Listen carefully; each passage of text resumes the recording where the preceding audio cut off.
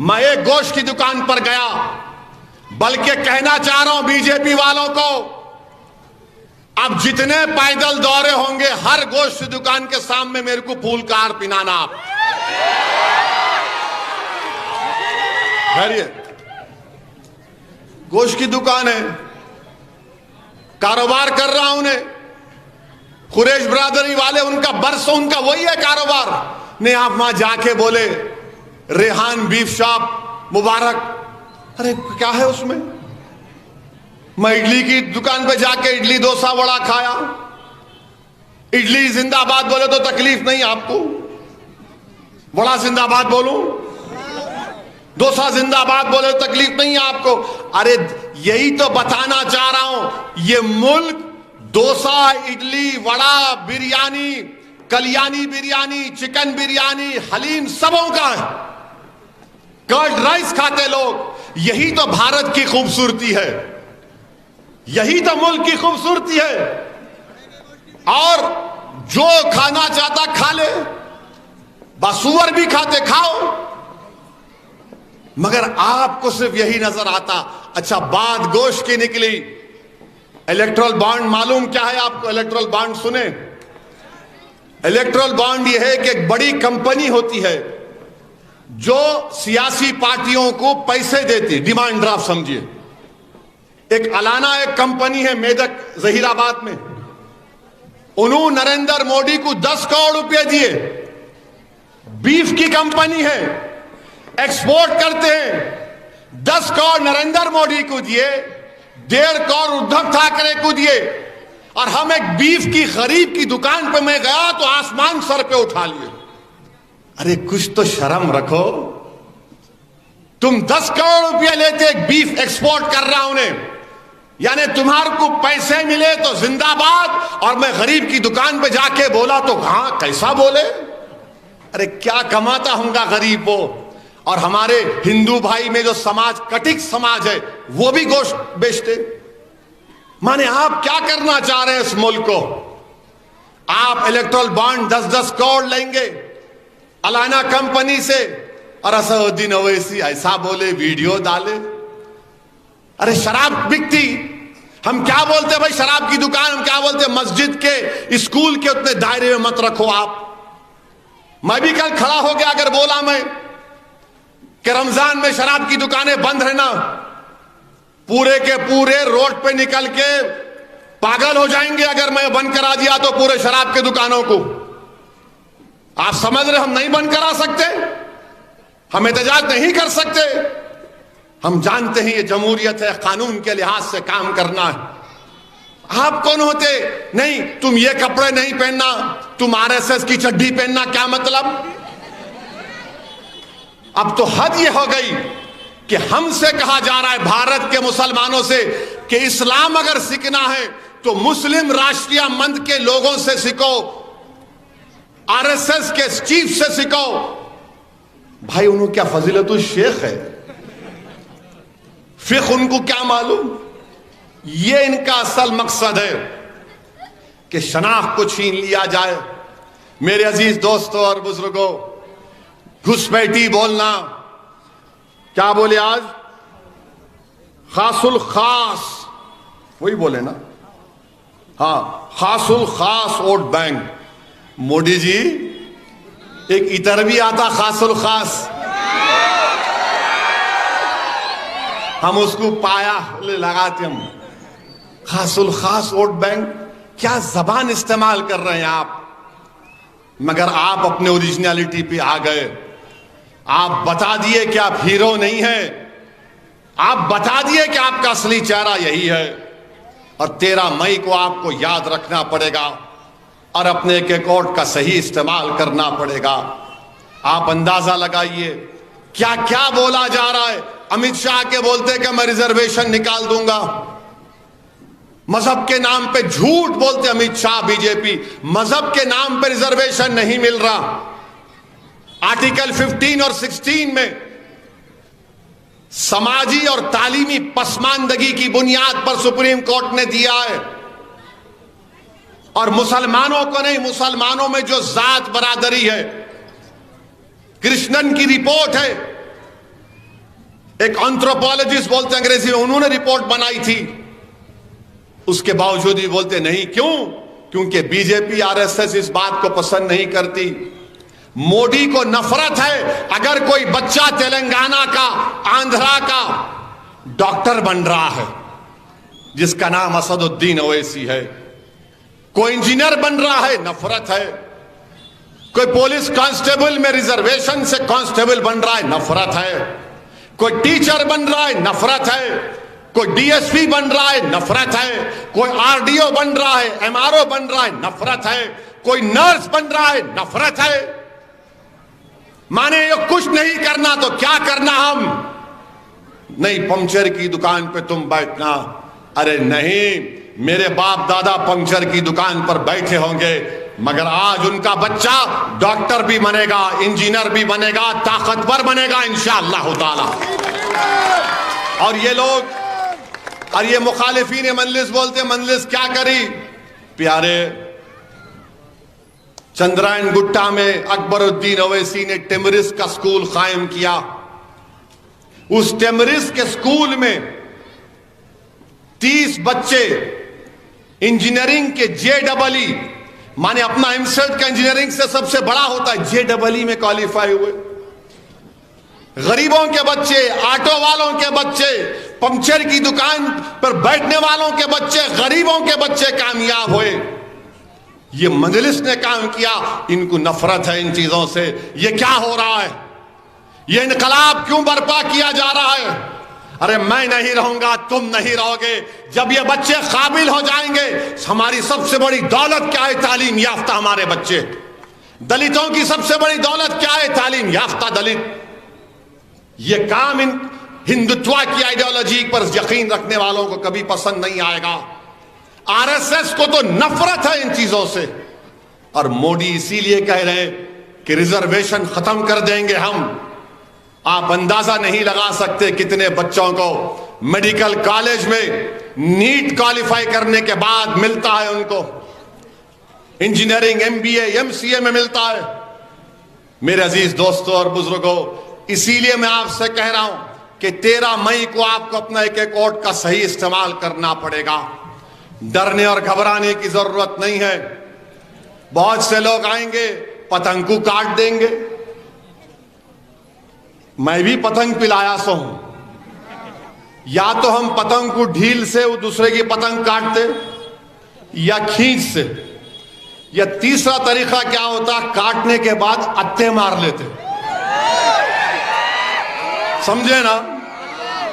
अत्ते मार लिए तो क्या होता? फिर क्या होता? मेरी पतंग मेरे पास, दूसरे की पतंग भी मेरे पास आ जाती। जरा देख के हमको अत्ते मारना आता। हाँ, तुम डोर चोरी करने वाले जरूर हो, मुझे मालूम, मगर पतंग कैसे पिलाना, हवा का रुख किधर है, कन्ने कैसे डालना, कौन सी पतंग कब इस्तेमाल करना, ये सब हमारे को आता है। 40 साल से अल्लाह ने हम पे करम किया, फजल किया। नबी करीम सल्लल्लाहु अलैहि वसल्लम के सदक़े तुफैल में अल्लाह ने कामयाब किया। आप तमाम की दुआएं हैं, आप तमाम का साथ रहा, इसीलिए आज हैदराबाद की पार्लियामेंट की सीट आपकी सीट बनी हुई है। हिंदुस्तान के कोने कोने से लोग फोन करके पूछते, असद भाई, ओवैसी साहब, सब कंट्रोल में है ना? अपनी पतंग उड़ रही है ना? मतलब अल्हम्दुलिल्लाह। मैं आपको बता रहा हूं, आज अल्हम्दुलिल्लाह किशनगंज में भी पोलिंग हुई। मुझे यकीन है कि इंशाअल्लाह ताला अल्लाह किशनगंज सख्तुल ईमान को मजलिस इत्तेहादुल मुस्लिमीन का रुकन पार्लिमान बनाएगा। औरंगाबाद से भी इंशाअल्लाह ताला इम्तियाज जलील को अल्लाह उनको दोबारा मेंबर ऑफ पार्लियामेंट बनाएगा। सेकुलरिज्म की बात करते हैं, महाराष्ट्र में एक कोई भी पार्टी एक मुसलमान को टिकट नहीं दिए, चाहे वो उद्धव ठाकरे का शिवसेना हो, शिंदे का हो, खैर बीजेपी तो खैर उनका मामला अलग है, कांग्रेस भी एक को नहीं दिए। और गाली किसको देते? असदुद्दीन ओवैसी को। इन्हू बी टीम है, इन्हू वोट काटते रहे, वोट टिकट नहीं दिए। तुम टिकट क्यों नहीं दिए अब तक? तो मेरे अजीज दोस्तों और बुजुर्गों, मेरी आपसे ये गुजारिश है, खास तौर से मेरे बुजुर्गों से, माँ और बहनों से, कि 13 मई के दिन अपने घर से निकलिए, अपने वोट का इस्तेमाल करिए, पतंग के निशान पर बटन दबाइए। और ये बार बार बोलते बीजेपी वाले मोदी बहुत काम करे। वाराणसी में मैं कल बनारस गया था, वहां जाकर बुनकरों की बस्ती में जलसा हुआ था और उस जगह पर इससे डबल तादाद में, ट्रिपल तादाद में आवाम थी। मैंने उन बुनकरों से पूछा, बताओ तुम्हारे पावर लूम का क्या हुआ, क्या मोदी ने कुछ किया? बोले कुछ नहीं। बनारस की साड़ियां मशहूर हैं, मगर साड़ी बनाने वाला कभी अब तक सेठ नहीं बना, मजदूर बने रहा। वो पावर लूम में वो बुनकर अंसारी बिरादरी के लोग, उनका कोई बच्चा बाहर जाकर नहीं पढ़ता है, उनका बरखी का बिल, बिजली का बिल बढ़ते जा रहा है, कोई पूछने वाला नहीं। मोदी जी आप वहां के एमपी हैं, आप बताओ क्या डेवलपमेंट किया आपने? इन बुनकरों को आपने कुछ नहीं किया। ये इनका असली चेहरा है। मैं गया वहां पर इसलिए कि देखने के लिए और बोलने के लिए। हजारों की तादाद में कई नौजवान होटल में घुस के आ गए, मेरे कमरे के सामने आके ठहर गए, बोले कि साहब एक फोटो लो। अरे मैं बोला बाबा फोटो से पेट नहीं भरता, वोट डालो, छोड़ो इन तमाम पार्टियों का साथ। तो वो भी मुझसे वादा किए कि इंशाअल्लाह ताला हम उत्तर प्रदेश में आने वाले वक्त में मजलिस इत्तेहादुल मुस्लिमीन को मजबूत करेंगे। मेरे अजीज दोस्तों और बुजुर्गों, मैं अपनी तकरीर को खत्म करने से पहले आपके सामने बताना चाह रहा हूं कि पहले तो भी मुल्क में 10 नौकरियों के लिए 100 नौकरी के लिए, माने 10 नौकरी के लिए 100 बच्चे अप्लाई करते थे। 10 नौकरी के लिए 100 बच्चे का मौका मिलता था, आज वो आके 5 हो गया। आपको मालूम इस मुल्क की 60% दौलत, भारत की 60% दौलत कितने लोगों के पास है? 5%। 60% वेल्थ 5% लोगों के पास है। मोदी जी आप झूठ बोलते, मुस्लिम वोट बैंक है, तुष्टीकरण की राजनीति है। मोदी जी इस मुल्क में एक ही बैंक है। वो बैंक क्या है मालूम आपको? वो बैंक है जिसके जरिए नरेंद्र मोदी ने अपने दोस्तों को 6,000 करोड़ का लोन दिलाया। 6,000 करोड़ का लोन दिलाया। अरे गरीब 50,000 2 लाख के लोन के लिए चपला घर जाते उसके। 6,000 करोड़ का लोन मिला, वही बैंक है मोदी जी। मुस्लिम वोट बैंक नहीं है इस देश में, एक ही बैंक है जिसके जरिए आपने अपने दोस्तों को 6,000 करोड़ का बजट दिलाया, लोन दिलाया। और आज आप बोलते देश की दौलत मंगल सूत्र निकाल के हमारे हिंदू बहनों के गलों से मुसलमानों को दिया जाएगा। कितना झूठ आप बोलेंगे मोदी जी। मंगल सूत्र क्यों निकालेंगे कोई? मगर आप देखिए जबान, रोड पर बैठने वाले भी ऐसी जबान नहीं इस्तेमाल करते। मगर देश का वजीर आजम अफसोस हो रहा है। एक इनका वजीर आया हैदराबाद में आके बोला कि सदुद्दीन ओवैसी औरंगजेब से उसका ताल्लुक है। अच्छा, इनके जो वजीर साहब हैं उन्होंने दिल्ली में कहा था देश के गद्दारों को गोली मारो, गाली देकर कहा था देश के गद्दारों को गोली मारो डैश डैश डैश। आज उन्होंने आके हमको औरंगजेब, अरे औरंगजेब से मेरे को क्या लेना देना, बाबर से मुझे क्या लेना देना, मुझे क्या करना है इन बादशाहों से? तारीख का हिस्सा है। औरंगजेब की बात आई तो फतवा आलमगीरी हमारे लिए सर आंखों पे है। मगर नहीं, औरंगजेब, तुम क्या आर्यन रेस के नहीं है तुम लोग?